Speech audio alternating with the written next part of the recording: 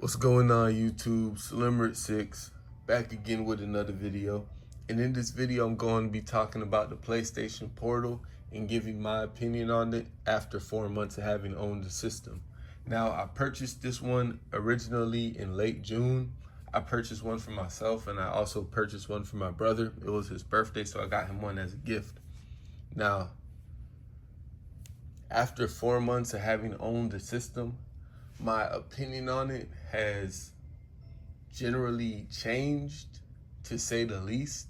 However, I still maintain the opinion that it is an impressive device. The screen is beautiful. The little blue light accents on the side, beautiful. Reminds me of the ROG Ally a little bit. That was a nice touch that even the DualSense controllers don't have. The ability to play your PlayStation 5 games on here, pretty much flawless if you're on your home Wi-Fi. But when you're traveling, it's a little bit cumbersome just connecting to Wi-Fi, finding good Wi-Fi. Airport Wi-Fi, hotel Wi-Fi is not gonna cut it. Airplane Wi-Fi, forget about it. If you're in between destinations, you might be in an Uber, you might be out the country, they have different rideshare apps like Grab and stuff, you're not gonna be able to do anything. So unless you're on Wi-Fi or you're under a good Wi-Fi system, the PlayStation Portal is a paperweight. And that's where I have my biggest gripe about it. It's like, we had PlayStation Vita like 12 years ago, 2012. And the Vita was an MP3 player. It was a movie player. You could actually stream Netflix, if I remember accurately. You could watch YouTube. Right? You could put your MP3s on there if you're not streaming. There was no streaming apps in 2012, but you could just download your own MP3 players and have them locally stored on the PlayStation Vita. And then on top of that, the Vita was able to do remote play with the PlayStation 3 or with the PlayStation 4. So when I look at this device in 2025, to me, it leaves a lot to be desired, especially for $200. The PS Vita was $250. This is, and that's back then money, but this is $200 and all you're getting is streaming capabilities. You're not streaming the game capabilities. You're not even able to stream movies. You're not even able to stream music. You're not even able to stream YouTube. So it's a very limited device for a premium price. It's a very limited device for a premium price. You're paying $200 to only be able to stream your games off of Wi-Fi. You can't even play games locally. I don't even need to be able to play my PlayStation 5 games locally. Maybe it's just the port. Maybe I'm playing Madden. I like to play Madden. Maybe I'm playing just a lighter version of Madden on PlayStation Portal or PlayStation Portable. Just like back then, you'd have 2K10, and you're playing it on PSP. It's not as great as the version that's on PS2 or PS3 or whatever, but it's a pretty good offering. You could go on a bus, go on a train, you could enjoy that. They had MLB The Show for PSP. You had Madden for the PSP. The first time I got deep into the NCAA football game was on PSP. NCAA 06 with Reggie Bush on the cover, and that was on PSP. And I spent hours playing that game. I was a freshman in high school probably. I spent hours playing Madden, not Madden, but NCAA on the PlayStation Portable. You feel me? So in this day and age, they kind of take away your ability to truly spend hours with this device. And that leads me to my second point, getting a case for it. If you purchase a case for your PlayStation Portal, now this case is a beautiful case. It was sent to me by a company called Syntech, right? And if you buy a case for it, it's kind of bad because you're never going to use your system. You're never going to use the PlayStation Portal if you put it in a case. If you box this thing up and you don't look at it and you don't have it out, you're never going to use it. And then when you're traveling with it, it's not good to travel because if you're in hotels, the Wi-Fi is going to be crappy. If you're in the airport, the Wi-Fi is going to be crappy. Airbnb Wi-Fi might be a little bit better, but let's say you're out the country. Don't expect too much. I was all the way out the country. I was in Japan using this, trying to play a competitive game in NCAA college football while I was in Japan or Thailand or something. I got beat like 70 to 10 or something. You feel me? Because you're trying to react and the input delay is just not there. The input delay is killing you. So let's say I just want to play a little bit of Wi-Fi right now. I'm under my home Wi-Fi. Not Wi-Fi, but Wipeout Pure rather. Let's just say I want to do that. I'm not going to have an issue. I'm not going to have an issue. And for that, it's a beautiful device. It's a large system. You know what I'm saying? Beautiful screen. Beautiful screen. It costs the same as a Switch Lite. And let's say you don't have a PlayStation Portal, you don't have a Switch Lite, but you have a Switch and you have a PlayStation. I'd say you get this because it adds more capability to having a PlayStation. The Switch Lite doesn't add to having a Nintendo Switch because you can only use one account at a time. But this allows you to continue anything you have going on handheld that you got going on your PS5. And for that, it's a great unit. It's a great system. I can't really complain when it comes to this being used for what it was designed to do. I understand that less is more. But at the end of the day, you just got to remember that Sony, they make cameras. They make the cameras that shot like these Marvel movies, Spider-Man. You know what I'm saying? Sony make cameras. I'm talking about camcorders. Oh yeah, the PS Vita had a camera on it. This don't got no camera on it, gang. So what's going on? The PlayStation Vita, you see, they used to try harder to get our attention. They used to try harder to maintain our consumership. Nowadays, they don't do that. They just expect us to buy whatever they put out. But the PlayStation Vita, it had a camera on it, front and rear facing cameras. Was it the best camera? No, but it was something. It definitely had the ability to stream Netflix, for sure. It definitely had the ability to watch YouTube. You was definitely able to play your own games locally on the PlayStation Vita, even if you have to pay for them, even if they're completely different games. We could have a Sony handheld system and we just have great RPGs for it. Maybe we have great turn-based RPGs for a handheld Sony system. There's nothing, I don't see anything wrong with that personally. But yeah, again, $200 that you're spending on a PlayStation Portal and you can't do anything but stream under your own home Wi-Fi. Now, let's say you're going to a relative's house. Let's say you're going to your girlfriend's house. You'll probably be able to stream without any issues and play your games just fine. But let's just say you're far out the way. You can't really do too much because the further you get away from home, the further you travel away from home, the worse the Wi-Fi is going to be. You know what I'm saying? And on top of that, your PlayStation 5 got to be on. So if you completely shut off your PS5 and you put this in your bag to go travel, guess what? It's just a paperweight that took up a bunch of space in your luggage now because your PS5 wasn't even on. So what I'm saying is Sony need to make a standalone handheld like they used to back in the day. PSP, PS Vita, and for me, them was some of my favorite handheld systems. Those were some of my favorite handhelds back then. I'm not mad about the PlayStation Portal. I'm not upset. I'm using it. You know what I'm saying? But let's say your PlayStation's in the living room and this one is in your bedroom and the living room ain't too far from the bedroom, you're probably never going to pick this up. Let's say that you put it in the case, like how I got it in the case, you're probably never going to pick this up. And it's just going to become a $200 paperweight. It's going to become a $200 profit for Sony plus taxes, and you're never going to use it. They basically just took a screen and they placed it in between a DualSense controller, and they said, here, you can now stream games. What do you want to do? $199. Give me your money.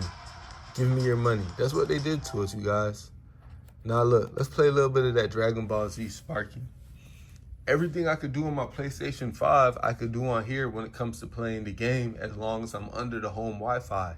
That's beautiful. I paid for it to work that way. But what I'm saying is we need our own dedicated Sony handheld that could play games as well as stream our PlayStation 5 games. It needs to be able to play PSP and PS Vita games and stream our PS5 content. And it needs to be able to stream. And I need a Sony Walkman built in there. And I need to be able to FaceTime or webcam or something. I need all those features on the PlayStation Vita. I need that. Because what they're doing is they're trying to get you used to getting less. They're trying to get you used to getting less every time. You know what I'm saying? So every time you go out and purchase something, you just telling Sony, you telling the company like, I'm cool if y'all just give me the bare minimum and I'm gonna accept it, and then I'm gonna give you my money and it's gonna be cool. Like, I'm gonna be cool. I'm gonna just pay y'all to just give me a device that it only can stream the game on my console under Wi-Fi. I can't even play nothing locally. How about you give us a 1 terabyte PlayStation Portal that we could download the games on here and then take in the car with us and then play while we're on the car, while we're on the bus, the boat, the train, the plane, wherever, because we have the files locally. Can we do that? Does that make sense? That's what I'm trying to say. It's like, it's a beautiful device.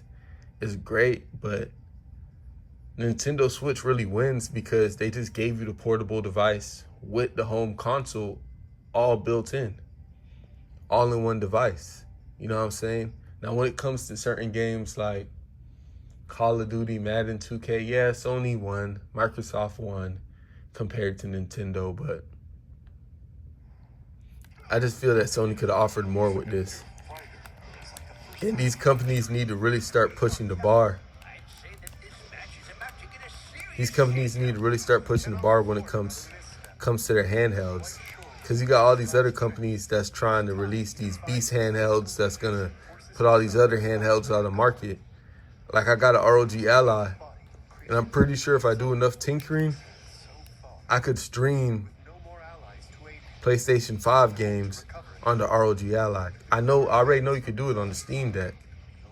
So eventually, Sony's gonna not compete for so long that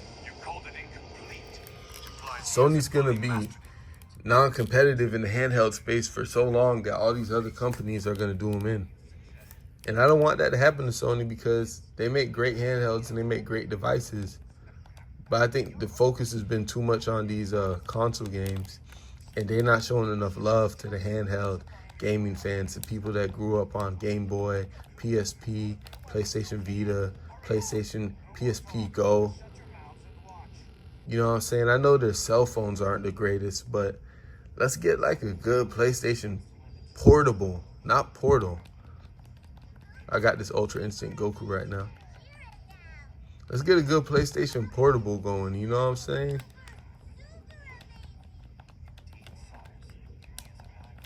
That's what I'm trying to say. And then let's get a version of the game that we can just take with us on the go, regardless of what Wi-Fi we're under. Because good Wi-Fi is hard to come by. And you can't use your phone as a hotspot when you're out of town. You're going to kill your data plan. If you're out of the country, your data plan is probably limited. I don't know what cell phone carrier is doing unlimited data out the country. So you're going to be cooked. You're going to be cooked chicken. You know what I'm saying? They're not giving you much of a chance here. They're not giving you much of a chance here. You're spending $200 to get the bare minimum. And that's not cool to me. It's like, it's a form of bullying, if you ask me. It's like $200, I'm just going to jam a screen in between the DualSense controller and then call it PlayStation Portal. When you paid $200 for a PSP probably back in the day, and it did everything. It went on the internet. It went on the it went on the browser. It went on, you had movies. You could take the memory card out, put your own movies, put your own music. I had my entire music catalog on my PSP back then. You could get a 1 gigabyte memory card for PlayStation Portable back in 06. 06, we're all the way in 2024, 18 years into the future, and this is what Sony gives us, a screen jammed in the middle of a DualShock controller. Now, does this device do what it needs to do? It certainly does, but I just feel that they could offer us more. They took $500 from each one of us when we bought our PlayStation 5s. I paid more than $500 for my PlayStation 5 because I got it on release day. So they got that money, right? Then they got $200 more. So at this point, I'm $700 in. Plus, I've had my PS5 for like 4 years, and I paid, I think, $60 a year just to have PlayStation Plus every year. So off rip, you $1,000 in if you had a PlayStation 5, PlayStation Plus from day one, and a PlayStation Portal. I just feel like they need to do more. I need a dedicated handheld that streams my PS5 games with exclusive games just for the handheld, exclusive RPGs, exclusive indie games. I need that. I need that stuff immediately. I'm tired of these bare minimum offerings. I'm tired of it. Well, I'm tired of this offering right here. Because I paid my $200 for it. I went out of town with it. I couldn't even win the game that I was playing because there was so much lag over there where I was at. And it just didn't make sense to me. It wasn't a fun experience. You know what I'm saying? Now you're losing competitive games because everything on Sony's competitive. It's not fun like Nintendo where you're playing just for fun. You're playing Mario, you're playing Pokemon, you're playing Zelda. I'm playing Sparking Zero. And look at how I'm struggling right now. Like, I need the Wi-Fi signal to be good. Now, everything that's going on the screen is amazing, but it's because my PlayStation 5 is right there in the living room. You know what I'm saying? But let me power up real quick, get an ultimate off. But yeah, I just need a little bit more. Because I'm pretty sure if I had a PlayStation Vita, I'd be able to... If I had a PlayStation Vita, I'd be able to do what I'm trying to do. What's going on with Goku?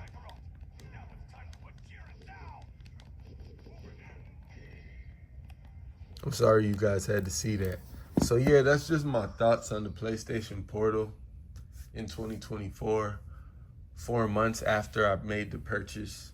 I did an unboxing on this page, and I also did a slight review. I was more impressed with this when it had just came out. But after owning it for a little bit, it's like, when am I ever going to use it?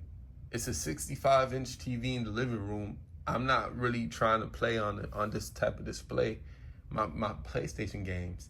And then if I go outside of the house, I have to be under the crisp AT&T Wi-Fi. It's got to be crisp. It can't be nothing shoddy. It can't be shaky, nothing. And then if I don't have Wi-Fi, I'm in a car, bus, train, plane, wherever, I just can't use it. If I'm in some distant land somewhere, I can't even travel with this. And then given the size of the device, this thing is huge, gang. It's huge. This is a 3DS case, for example. Hold up, I'll put 3DS next to it. That's a 3DS XL.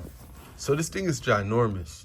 This thing it's just a huge console, bro. It's a huge accessory, a huge system just for you to stream your games and not even be able to stream when you're too far. Like I said, hotel, airport Wi-Fi is not gonna cut it.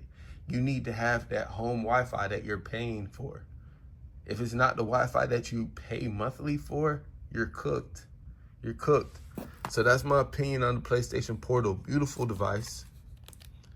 Beautiful device, right? Very functional device. I could go right into college football. I could go right into Kingdom Hearts. But let's say I want to go to YouTube. Wait, is it going to work? Oh, shit. See, I told you.